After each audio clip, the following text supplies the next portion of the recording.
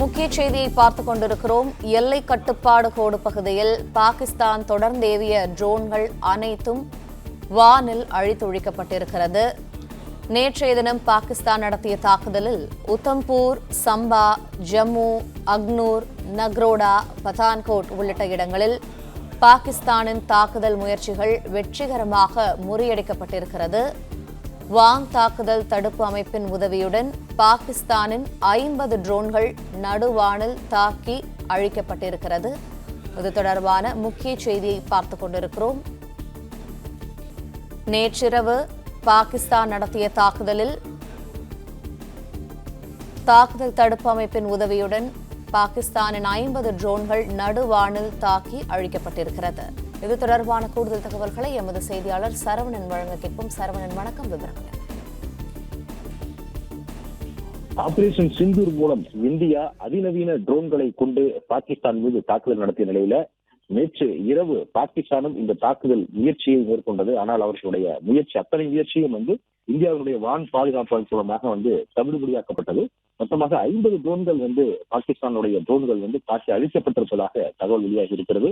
குறிப்பாக ஜம்மு காஷ்மீருடைய எல்லை கட்டுப்பாடு கோடு பகுதியில பாகிஸ்தான் தொடர்ந்து ட்ரோன்களை ஒரே நேரத்தில் ஹமாஸ் பாணியில இந்த ட்ரோன்களை அவர்கள் ஏவி இருக்கிறார்கள். இஸ்ரேல் மீது 2023 ஒரே நேரத்துல இது போன்ற ஒரு ட்ரோன் தாக்குதல் 4000க்கும் மேற்பட்ட ட்ரோன்களை கொண்டு அவர்கள் தாக்குதல் நடத்த முயன்றார்கள்.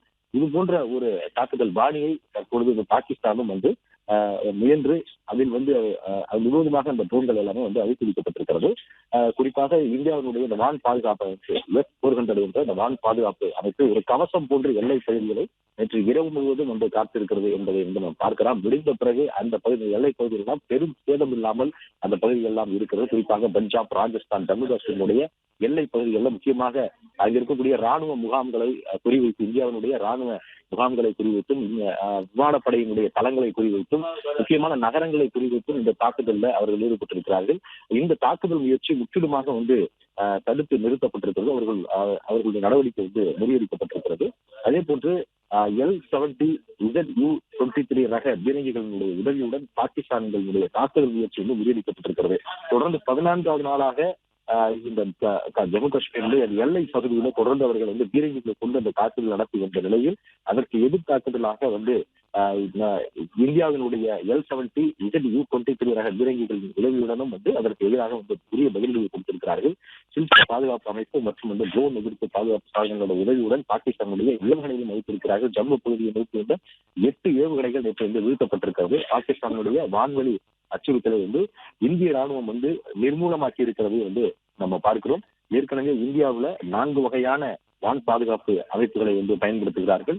ஆகாஷ் என்ற வான் பாதுகாப்பு அமைப்பு, பராக் 8 என்ற வான் பாதுகாப்பு அமைப்பு, MR SAM என்ற ஒரு பாதுகாப்பு அமைப்பு, ஸ்பைடர் என்ற ஒரு பாதுகாப்பு அமைப்பு, 4 வகையான பாதுகாப்பு அமைப்புகளை பயன்படுத்தக்கூடிய நிலையில 2018 ரஷ்யாவிடமிருந்து வாங்கிய S-400 என்ற மேம்படுத்தப்பட்ட உலகில் சிறந்த வான் பாதுகாப்பு அமைப்புகளில் ஒன்றான இந்த S-400 கொண்டு இந்த மேற்கு எல்லைகள்ல பாகிஸ்தானை ஒட்டி இருக்கக்கூடிய மேற்கு எல்லைகள்ல பயன்படுத்துகிறார்கள்.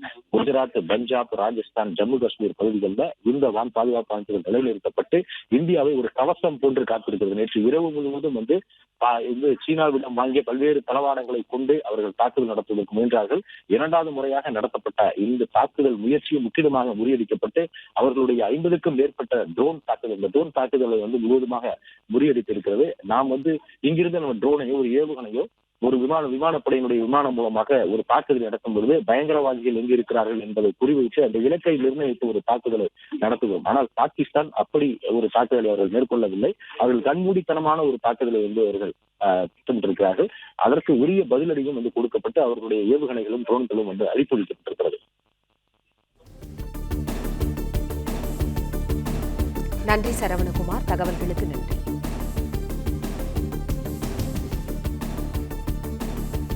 பிளே ஸ்டோர் மற்றும் ஆப் ஸ்டோரில் இருந்து பாலிமர் செயலியை QR கோடு மூலம் பதிவிறக்கம் செய்யுங்கள்.